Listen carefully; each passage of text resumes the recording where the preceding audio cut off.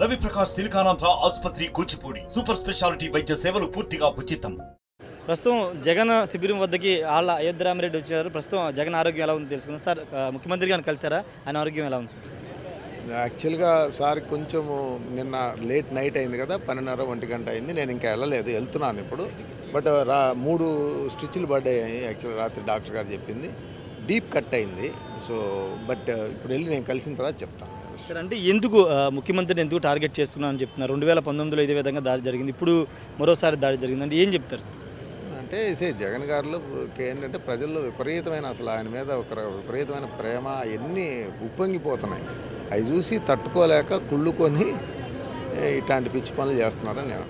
అంటే టీడీపీ హస్తం ఉంది దీంట్లో అనేది ప్రధానంగా రాత్రి నుంచి మీ పార్టీ శ్రేణులు కానీ నేతలు కానీ చెప్తారు. మీరేం చెప్తారు సార్? నేనంటే ఇన్వెస్టిగేషన్ చేసిన తర్వాత చెప్తాను. అది ఏదైనా కానీ ఇప్పటికెప్పుడు మనం ఇవి ఫలానా వాళ్ళు చేశారు అని అలాంటి మాట నేను అన్నాను.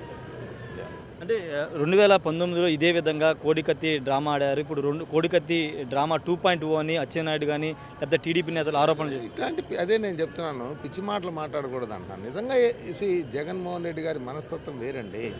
అసలు ఆయనకి నాటకాలు, నాటకీయత, ఇవి పిచ్చి పనులు ఇలాంటి అసలు ఆయన బ్లడ్లో లేవు.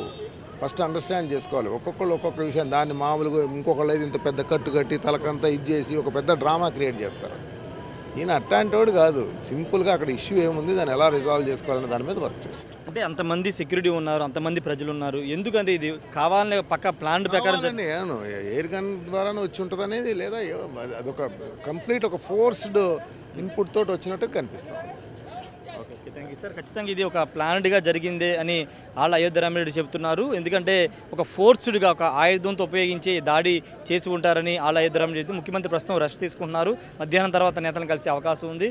తెలుగుదేశం పార్టీ నేతలు ఇలాంటి దిగజాడు మాట్లాడడం కరెక్ట్ కాదని చెప్తున్నారు. ఎందుకంటే ఆల్రెడీ ఆయన ప్రజల్లో నుంచి చూస్తున్న స్పందన చూసి వరవలేకే ఈ విధంగా దాడులు, విమర్శలు చేస్తున్నారని ఆళ్ళ అయోధ్యరామిరెడ్డి చెప్తున్నారు. కెమెరా పర్సన్ నానితో రాజేష్, RTV, గన్నవరం నుండి.